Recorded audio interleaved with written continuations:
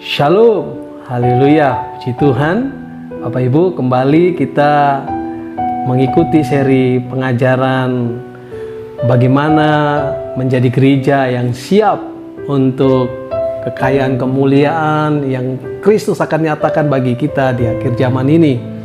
Nah, dalam sesi kali ini saya akan berbicara tentang bagaimana kita terus bisa mengembangkan imajinasi firman Kristus yang sudah kita terima sebagai sebuah roh dan kehidupan. Nah, saya akan mengajak kita melihat bahwa seringkali dalam perjanjian baru ketika kita berbicara tentang imajinasi tidak selalu ditulis sebagaimana adanya imajinasi, tetapi kalau kita melihat dalam perjanjian baru, ya, kata imajinasi ini sama persis maknanya dan artinya dengan pengharapan. Imajinasi firman Kristus itu berbicara pengharapan kita di dalam Kristus. Kenapa saya katakan begitu? Karena kalau kita melihat pengertian dari imajinasi dari kamus Hamehet, bagaimana imajinasi itu diartikan sebuah proses atau kuasa untuk menciptakan gambar mental dari sesuatu yang tidak ada atau tidak nyata. Nah, sementara di dalam Roma pasal 8 ayat 24 kita melihat di sini dikatakan bahwa sebab kita, saudara dan saya, diselamatkan dalam pengharapan. Tetapi pengharapan yang dilihat bukan pengharapan lagi. Sebab bagaimana orang masih mengharapkan apa yang dilihatnya. Nah, Alkitab berkata bahwa keselamatan yang kita terima dari Yesus itu adalah sebuah pengharapan. Dan pengharapan ini adalah sesuatu yang belum bisa kita lihat dengan mata jasmani sekarang. Sebab kalau sudah bisa dilihat dengan mata jasmani, namanya bukan pengharapan. Artinya pengharapan itu adalah sesuatu yang tidak bisa kita lihat dengan mata jasmani, tetapi dapat kita lihat dengan mata iman melalui imajinasi kita. Nah, inilah yang saya katakan bahwa imajinasi firman Kristus bagi kita sekarang dalam perjanjian baru itu sering sekali diartikan sebagai sebuah pengharapan di dalam Kristus. Nah, Bapak Ibu yang dikasihi Tuhan, kita akan melihat di dalam Roma pasal 5 ayat 2 katakan demikian.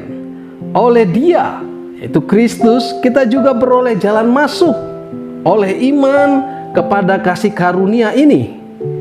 Di dalam kasih karunia ini kita berdiri dan kita bermegah dalam pengharapan menerima kemuliaan Allah. Jadi, ketika kita berbicara tentang mengembangkan imajinasi firman Kristus, ini sama artinya Bapak Ibu, kita harus mengerti pengharapan kita dalam Kristus. Nah, Yesus berkata dalam Roma pasal 5, di dalam kasih karunia kita berdiri. Dan bukan hanya berdiri dan bermegah dalam pengharapan akan menerima kemuliaan Allah. Haleluya. Jadi pengharapan kita adalah bagaimana setiap kita orang percaya akan menerima kemuliaannya.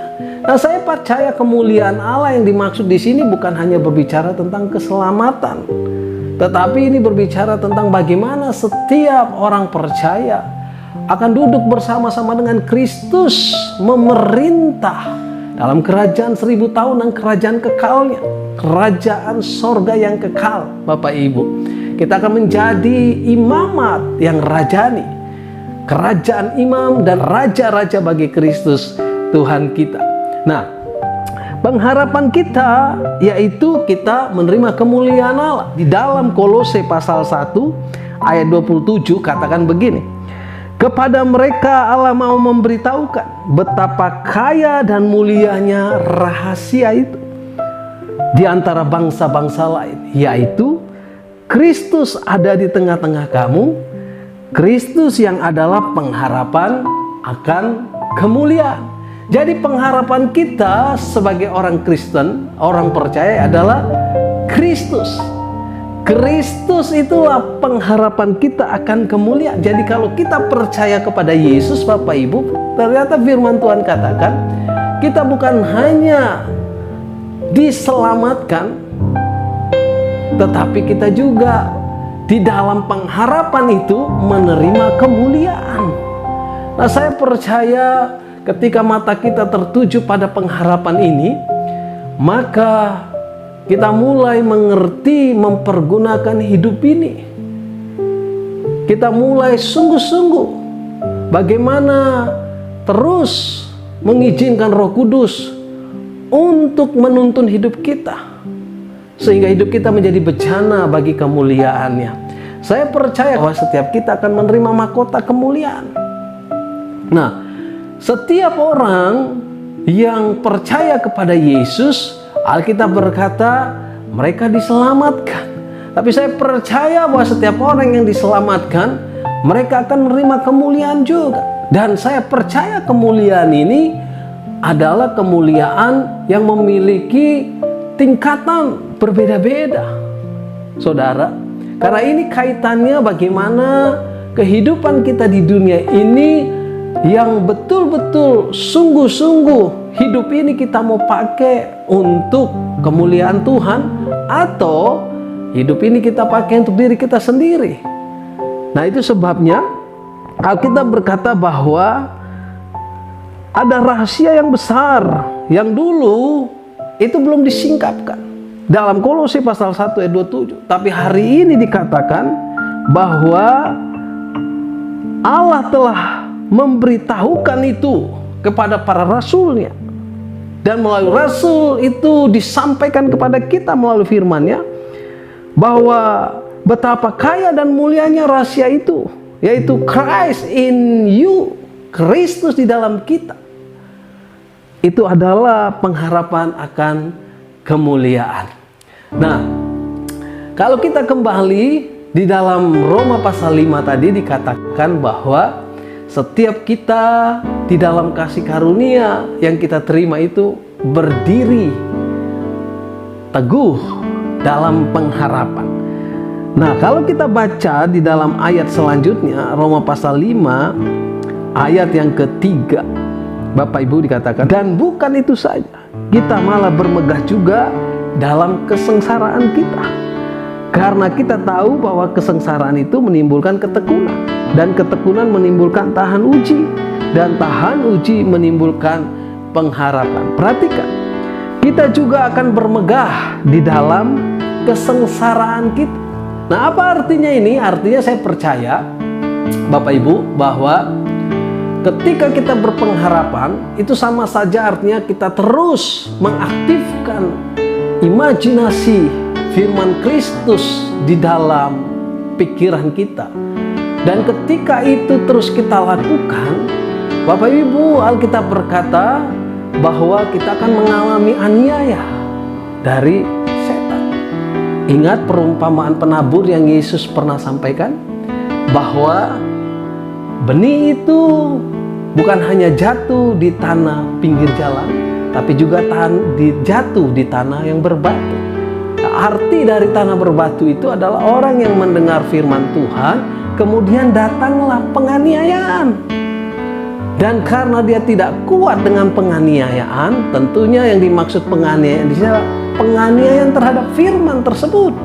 Ya, di mana firman tersebut dianiaya? Di imajinasi kita. Ya, kita terus bertekun mengimajinasikan firman Tuhan, tetapi dunia terus berusaha memasukkan semua imajinasi dunia. Nah, disinilah kita akan menghadapi yang namanya peperangan, aniaya. Bagaimana iblis itu berusaha untuk menggugurkan firman Tuhan tersebut.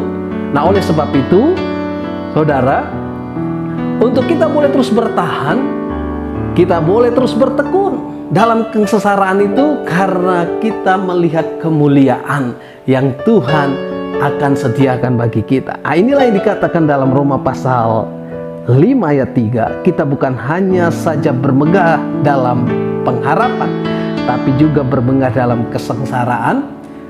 Kenapa kesengsaraan bisa timbul? Karena ada aniaya. Nah, kenapa kita bermegah dalam kesengsaraan? Karena kita tahu bahwa kesengsaraan itu menimbulkan ketekunan. Dan ketekunan itu menimbulkan tahan uji. Dan tahan uji menimbulkan pengharapan. Perhatikan. Jadi ternyata untuk sampai kepada pengharapan, firman Tuhan katakan, kita akan berhadapan dengan aniaya yang mendatangkan kesengsaraan. Ya, ini tidak selalu berbicara kesengsaraan secara jasmani, Bapak Ibu. Tapi bagaimana di sini kita boleh terus bertekun, ya, menolak setiap imajinasi dari setan, imajinasi dari dunia, ya, yang ingin dimasukkan dalam pikiran kita, yaitu segala keinginan daging, segala keangkuhan hidup, semua kecemaran, Bapak Ibu, semua keinginan mata, semua tipu daya kejahatan, semua bentuk kesombongan, iri hati, dengki, perpecahan, ya, tipu daya kekayaan. Bagaimana itu setiap hari terus merongrong kita, ingin menduduki pikiran kita, imajinasi kita. Tetapi kita mau terus bertekun, Bapak Ibu. Kita mau terus teguh, berdiri dan bermegah, karena kita melihat ada pengharapan, ada kemuliaan yang Tuhan sediakan. Nah, inilah yang membuat kita terus bisa menghadapi aniaya ini. Bahkan ketika itu menimbulkan kesengsaraan, dalam kesengsaraan itu kita tetap bertekun. Kita tetap teguh kepada setiap firman Kristus, kepada setiap imajinasi firman Kristus yang Roh Kudus boleh terus kandung di dalam kandungan rohani kita, sampai pada waktunya itu akan melahirkan kehidupan ilahi melalui hidup kita. Nah, Tuhan katakan bahwa sebelum sampai kepada pengharapan, kita akan menghadapi yang namanya kesengsaraan. Dan kesengsaraan ini akan menimbulkan ketekunan. Dan ketekunan menimbulkan tahan uji. Baru tahan uji itu akan menimbulkan pengharapan. Nah, ayat 5 dalam Roma pasal 5 katakan gini, dan pengharapan kita tidak mengecewakan. Haleluya. Jadi Bapak Ibu, ketika kita terus berharap kepada pengharapan yang benar, apakah pengharapan kita dalam Kristus? Pengharapan kita dalam Kristus adalah kemuliaan yang Yesus sediakan, Bapak Ibu. Nah, ketika kita memiliki pengharapan seperti ini, Alkitab berkata bahwa pengharapan kita tidak mengecewakan, karena kasih Allah telah dicurahkan di dalam hati kita oleh Roh Kudus yang telah dikaruniakan kepada kita, Bapak Ibu. Luar biasa. Jadi Bapak Ibu tahu, ketika kita terus bertekun, berketetapan hati untuk terus melatih imajinasi kita, mengimajinasikan firman Kristus, dan secara bersamaan ketika kita mengimajinasikan firman Kristus, kita juga melatih untuk menolak segala bentuk imajinasi dari setan, dari dunia ini. Maka Alkitab katakan, sekalipun kita mengalami sepertinya sebuah penganiayaan, kesengsaraan, di dalam Roma pasal 8 ayat 18 katakan, aku yakin penderitaan zaman ini tidak dapat dibandingkan dengan kemuliaan yang akan dinyatakan kepada kita. Haleluya. Saya percaya bahwa inilah yang menjadi terobosan bagi kita orang percaya, bagi gerejanya, bahwa ternyata di dalam Kristus, di dalam keselamatan yang Dia berikan kepada kita oleh karena kasih karunia, itu bukan hanya berbicara kita keluar dari neraka dan kita akan masuk surga, tetapi di dalam keselamatan itu Tuhan menyediakan kemuliaan, Bapak Ibu. Kemuliaan ini berbicara tentang bagaimana kita akan duduk dalam kursi pemerintahan bersama dengan Kristus di kerajaan 1000 tahun dan kerajaan kekalnya di bumi yang baru, Bapak Ibu. Nah, saya percaya bahwa tidak semua orang percaya akan menerima kemuliaan yang sama. Setiap orang percaya akan menerima kemuliaan yang berbeda-beda. Karena saya yakin betul bahwa kemuliaan yang akan diterima oleh para rasul, yang mereka oleh karena anugerah Tuhan, kemurahan Tuhan, mereka memiliki roh yang rela mempersembahkan hidup untuk boleh dipakai oleh Tuhan menjadi bencana kemuliaannya, bersinar, terus mengizinkan firman berbuah. Ini mereka akan menerima kemuliaan yang berbeda dengan seorang penjahat yang disalibkan bersama-sama dengan Yesus, yang ada di sampingnya. Alkitab berkata bahwa penjahat ini bersama Yesus saat itu dalam Firaus. Dia juga diselamatkan. Dan saya percaya inilah yang disebut anugerah. Ini yang disebut kemurahan Allah. Tetapi jelas sekali di dalam pemerintahan kerajaan 1000 tahun Tuhan Yesus di bumi dan kerajaan kekalnya, tentu saja penjahat yang sekalipun diselamatkan ini, dia tidak mungkin memiliki kemuliaan yang sama, karena dia belum sempat melakukan apapun dengan hidupnya. Inilah yang saya maksudkan bahwa kemuliaan setiap orang percaya itu berbeda-beda. Nah, kalau kita berbicara kemuliaan, inilah pengharapan kita dalam Kristus. Hari ini Bapak Ibu, saya percaya kalau kita ingin mempersembahkan hidup kita, karena kita hanya melihat kepada kemuliaan. Ibrani pasal 6 ayat 11 katakan begini, tetapi kami ingin supaya kamu masing-masing menunjukkan kesungguhan yang sama untuk menjadikan pengharapanmu suatu milik yang pasti sampai pada akhirnya. Bapak Ibu perhatikan, firman Tuhan berkata, Tuhan ingin kita anak-anak orang percaya masing-masing menunjukkan kesungguhan yang sama. Untuk apa? Menjadikan pengharapan kita. Apa pengharapan kita? Pengharapan kita cuma satu Bapak Ibu, yaitu Kristus yang adalah kemuliaan Allah bagi kita. Menjadikan pengharapan kita ini menjadi sebuah milik yang pasti. Jadi saya percaya ini juga sama artinya. Ketika kita mengimajinasikan firman Kristus, kita sedang berpengharapan Bapak Ibu. Sebab firman itu akan melahirkan kehidupan ilahi, kemuliaan Allah. Nah, pengharapan kita ini Tuhan katakan bahwa sesuatu milik yang pasti bagi kita, yang akan dinyatakan pada akhirnya. Jadi ini bukan mudah-mudahan, tapi ini sesuatu yang pasti. Itu sebabnya kita bersungguh-sungguh berpengharapan. Bersungguh-sungguh berpengharapan artinya kita bersungguh-sungguh terus mengembangkan imajinasi firman Kristus dalam pikiran kita. Ini bukan sesuatu yang kita bisa dapatkan hanya dengan duduk-duduk di depan televisi dan kita terus sibuk dengan gadget kita, media sosial, tanpa kita meluangkan waktu untuk kita bersekutu dengan firman-Nya, terus tenggelam di dalam firman Kristus. Ini adalah sesuatu yang tidak terjadi otomatis. Ini sesuatu yang harus dilatih. Inilah ibadah. Ibadah itu adalah latihan. Kita akan melanjutkan pada sesi yang berikutnya. Tuhan Yesus